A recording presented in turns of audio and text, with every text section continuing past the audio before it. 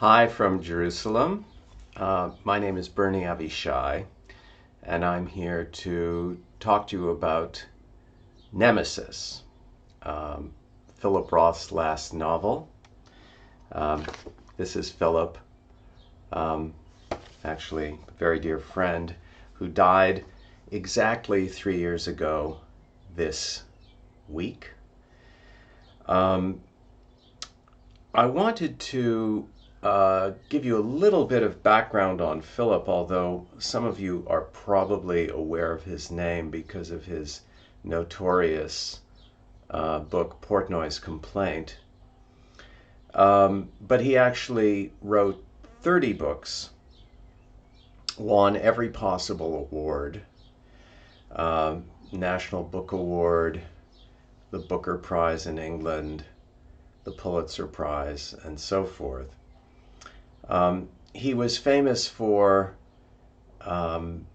exploring the very thin line between autobiography and fiction, was famous for exploring sexuality in extraordinarily frank ways, which perhaps for us these days don't feel so frank, but in the 1950s and 60s felt truly something of a breakthrough, particularly because he was so careful to wed sexuality to Freudian ideas about eros, and gave sexuality a tremendously thick and nuanced understanding as a driver, as a fuel for our lives, and was always so fascinated about how we could blow ourselves up in our own fuel. Nemesis was his very last book. It was a kind of tribute to his childhood in Newark. Many of his books were. He was born in Newark, New Jersey in 1933, died at the age of 85. And many of his books were efforts to take you back into that childhood and understand the world from that frame of reference. And Nemesis is a particularly poignant piece of writing because it not only brings him back into his childhood experiences, which he renders in very loving and detailed ways, but it also raises the most fundamental questions that interested him not just throughout his life, but which, we struggle with all the time. So I won't say more about him right now. I will give you some sense of the book and the problems it raises, and then look forward to any questions you may have about him or about the book in a Q&A that Dan will set up later. So, Nemesis.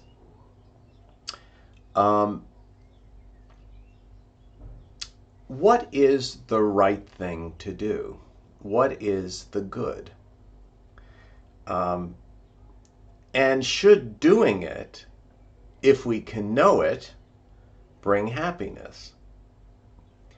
These are not exactly new questions. They're also not exactly bad. There are ways in which you might say these questions are sophomoric. What is the good? Does doing the good bring happiness? If we can know it.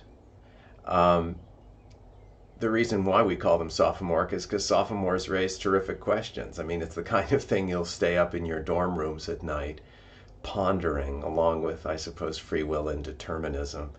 Also not exactly a bad question, which I promise you, I'm now in my 70s, so I promise you you'll spend your whole life struggling with these questions and you're not going to get a satisfactory answer. At least you won't get a definitive one, but they will bring you to a richer life. Nemesis raises these questions rather more starkly and elegantly than most other books that Philip Roth has written. But Nemesis also adds little twists that Aristotle, for example, never got to. So here is the scene. This is what the book is, as it were, about. It's 1944. It's Newark, and there's a polio epidemic. Bucky Cantor, 23 years old, 4F because of very bad eyesight. 4F means, of course, that he can't be drafted into the war, although most of his friends go off to war, is precocious, a mentor, and again he sees his buddies going off to war, and he's trying to do justice to his young boys who he's mentoring. At first he stays on the job, devoted, coaching his very active, febrile, vulnerable boys in the city. And this is sort of the greatest parallel to Camus, Albert Camus' The Plague, to which the book has often been compared, because Bucky, whom the narrator calls Mr. Cantor, by the way, that's important, that the narrator, we later find out, is one of his mentees. Bucky, Mr. Cantor, is sticking to his post, just like Dr. Rieux in The Plague. But also like Rieux, Bucky's wards start dying. Some of the kids he's taking care of start dying of the plague, of polio. His girlfriend, Marcia, who's off at a distant summer camp, urges him to join her at this summer camp, a prelude to engagement and the embrace of her loving family. Bucky was raised by his grandparents. He essentially was orphaned while he was very young.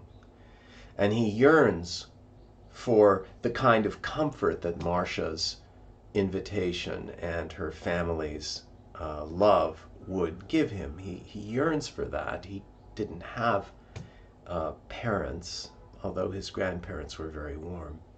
But he refuses. He refuses to go. He sticks to his job. And then something happens. In what seems a spur-of-the-moment decision, an effort to be happy, like Americans are supposed to be happy, a reluctant concession that all are victims of an epidemic no one controls or is responsible for. So why is he going to stick to his job when he can somehow avoid the plague, so he thinks, and be with his beloved? Bucky does join her. Dr. Rieux in The Plague says that we don't need to be heroes to fight the plague. All we need is common decency. And Bucky's disappointed boss, the fellow who's taking care of the park service and had employed him to mentor these kids, is sort of like Rieux and sort of feels the same way. Like if Bucky had this common decency, he would stick to his post. But the wrong thing in Rieux's case, actually and metaphorically, was pretty obvious. Fighting a plague meant fighting Nazi occupation. Here, it's not quite so clear what good Bucky is doing by staying in his post in Newark, other than to instruct his young boys. Indeed, Rieux's notion of common decency takes for granted uncommon valor, and it's not clear that this should be expected of Bucky, since his boys are dying anyway, and what can he do against the nemesis of the plague? polio.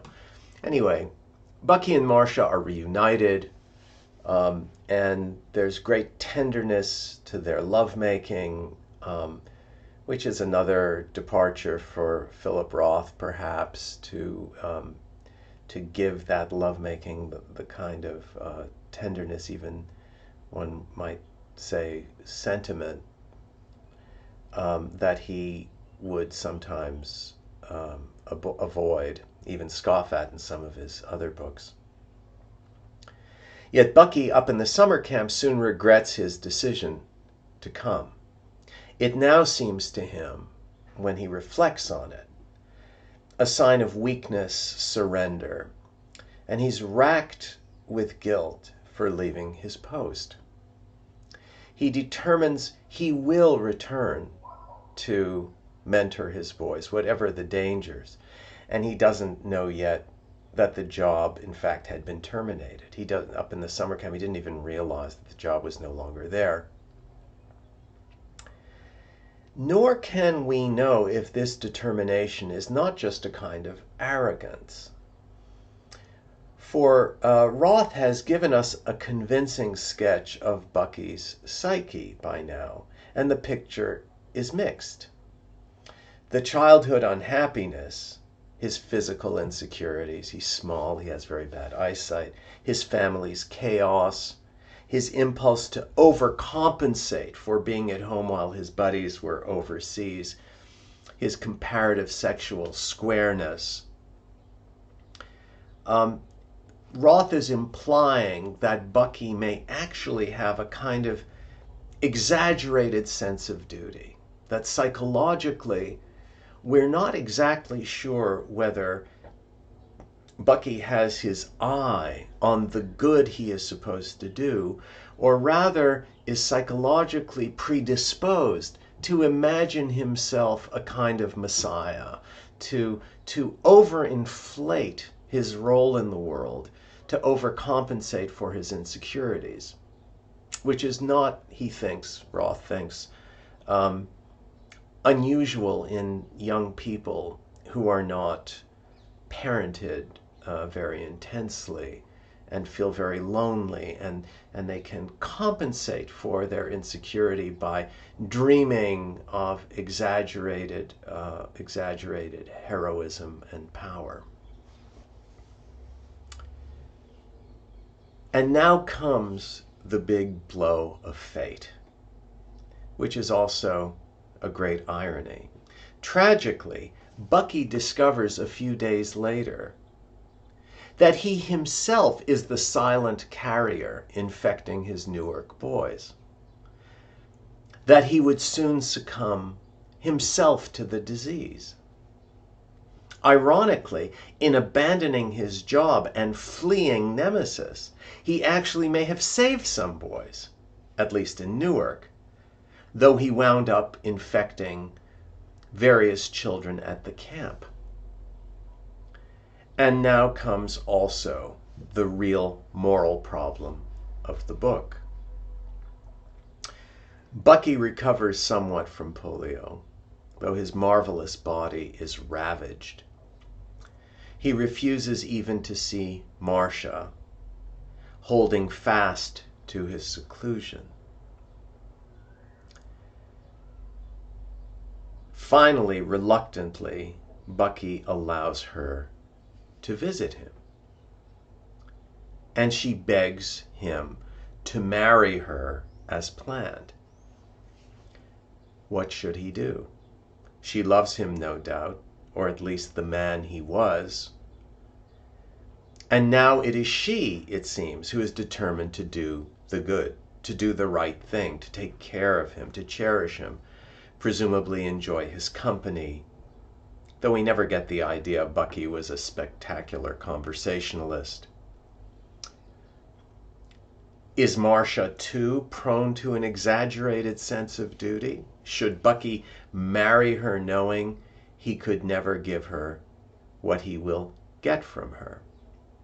And so this is what the book is really setting up. Two young people, each facing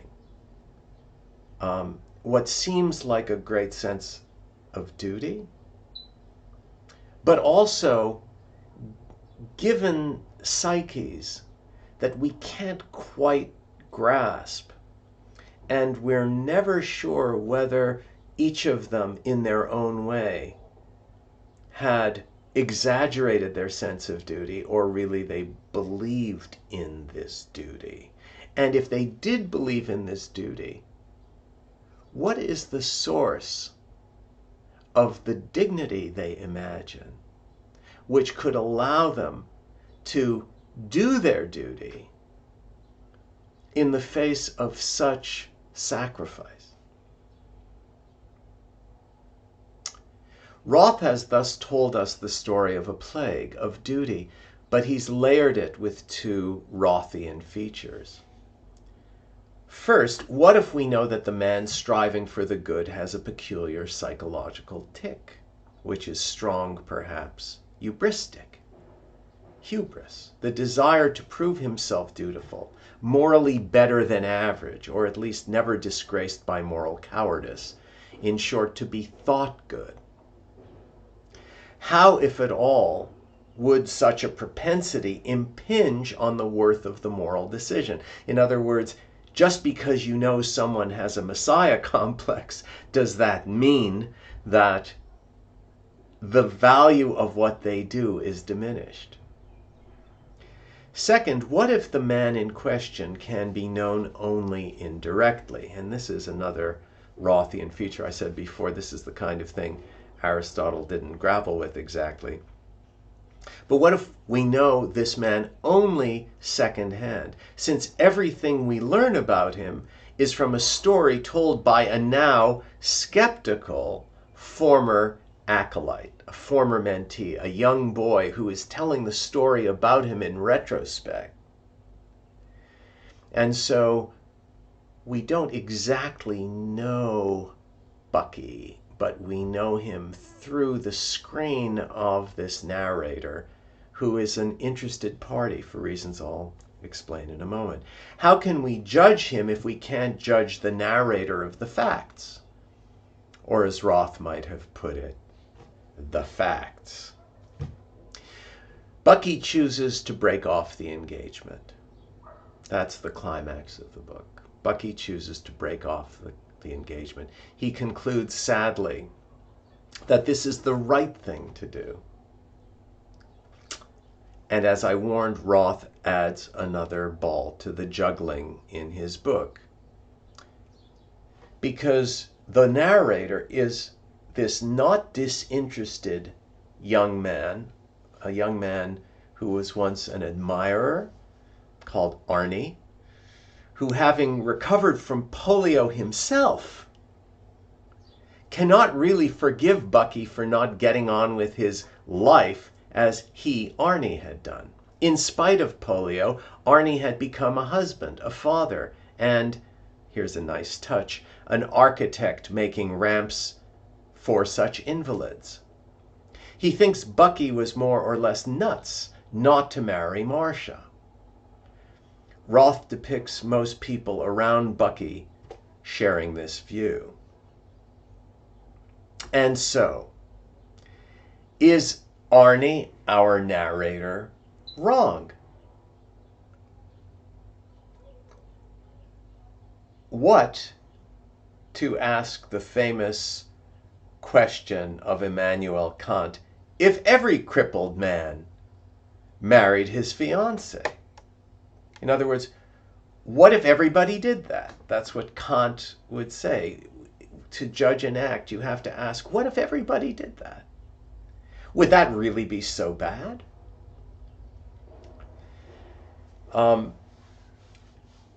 Many reviewers of the book struggled with this question.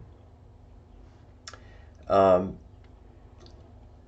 Coetzee, in a wonderful review in the New York Review, suggests that Bucky is not simply punishing himself for leaving his job, but aiming for a kind of tragic distinction that Arnie, and by implication, I suppose, ordinary Americans, you and me and so on, do not readily appreciate. Coetzee says, the good man, the Homeric hero, rejects the very concept of chance. In accepting the punishment of the Furies, Bucky determines to see life as meaningful, serious.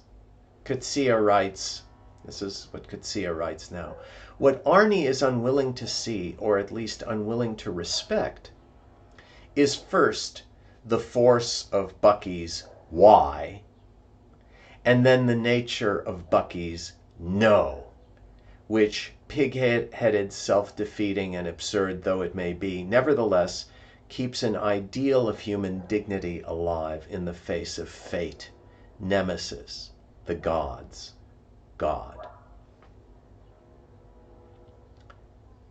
And Coetzee is onto something. But Roth, I think, is implying, and if possible, an even more heroic conception of dignity in Nemesis than what Coetzee suggests here. Bucky is not rejecting being a victim of chance, in my view. Nor is he punishing himself in order to valorize, to endorse some mysterious design. He doesn't, it's not that Bucky imagines the gods in heaven, that his polio is a blow of fate, and he has to act out his role and become a sung hero like Odysseus. Rather, in my view, Bucky rejects living life as a victim in this radical sense.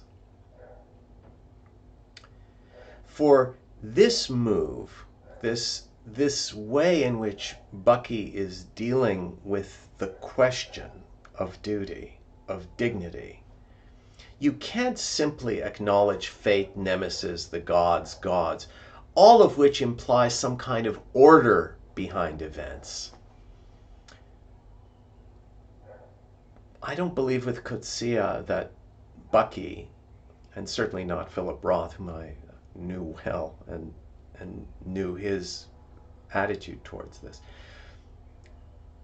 he does not believe that reality is going to be ordered by some mysterious process. Bucky is indeed getting on with his life, but life to him means exercising his powers, or what's left of them, not surrendering to the gods, getting on with his life, or what's left of his powers, in the face of disorder, in the face of permanent and impossible disorder. Philip once had this wonderful line in another book of his, where he speaks about how we get things wrong and we get them wrong again. And then, after careful consideration, we get them wrong again. Bucky condemns himself for leaving his post, that's true, but that was in the past. Now he simply can't stand the thought of living his life as a burden on Marcia or anybody. His sense of dignity in the face of that disorder comes from some mysterious source. And I think that is truly a kind of Kantian idea. You know, Kant, in his wonderful short book called The Groundwork for Metaphysics of Morals, that I love in part because it's the only thing of Kant I could ever truly understand. He has this wonderful phrase that when things are a means to another end, then they have a price. But when something is an end in itself, it has a dignity. And the capacity to have dignity is mysterious. Kant thinks of it as of doing one's duty or pursuing the good asking whether you should do that which you imagine everybody else might do, or that no one else should not do. That very question has a mysterious source, a transcendental source. It's a kind of grace. It's a kind of mysterious grace. He called it categorical imperative, but in the end, we're really not able to understand this except through a kind of faith in the dignity of the other, and in the capacity to treat another person as an end in yourself and not just as a means to my end. That you have a dignity and not just a price. The residual problem for Bucky is how to live his life with a kind of personal sovereignty that sees himself as dignified and attributes that dignity to everybody else, so that what he does is a kind of act of faith in the face of disorder, and not just, as Arnie would have him do, a pursuit of the ordinary pleasures of living. The residual problem for Bucky is whether it is right to live as a burden in what should be a partnership. Look, Bucky tells Arnie with a kind of magisterial poise. Look, he says, Marcia was a sweet, naive, well-brought-up girl with kindly, responsible parents who had taught her and her sisters to be polite and obliging. He's now looking back on this decision 20 years later, after Arnie had become, as I said before, this architect and had met Bucky later. She was this responsible girl, parents who had taught her and her sisters to be polite and obliging. He continues, she was a young, new first-grade teacher, wet behind the ears, a slip of a thing, inches shorter even than me. It didn't help her being more intelligent than me. She still didn't have any idea how to get out of, she didn't have any idea how to go about getting out of her mess. So I did it for her. I did what had to be done. Earlier, Bucky had told him, whatever was done was done. Whatever I did, I did. What I don't have, I live without. What I don't have, I live without. Nietzsche could not have said I more proudly or beautifully. We all go the way of Bucky, do we not? Contemplating the diminution of our powers, sickened by the prospect of becoming a burden, actually sickened by the prospect of no longer being ourselves. Roth has always spoken to that hyper-precious moment when the child has gone into eclipse and the adult pleasure of autonomy, bodies, risk, power, and its allies, surprising allies, bodies, risk, power, aggression, pitilessness, moral courage, present themselves. Pitilessness in some cases towards oneself. We may have nothing but working fictions about one another, as Arnie has of Bucky, Marcia of Bucky, Bucky of himself, and Roth of us. We have nothing but working fictions of ourselves, working fictions of one another, Arnie of Bucky, Marcia of Bucky, Bucky of himself, and Roth of us, you of me, you and Dan, Dan of you. Working fictions. But if happiness is possible, is it not in feeling the power of one's own judgment?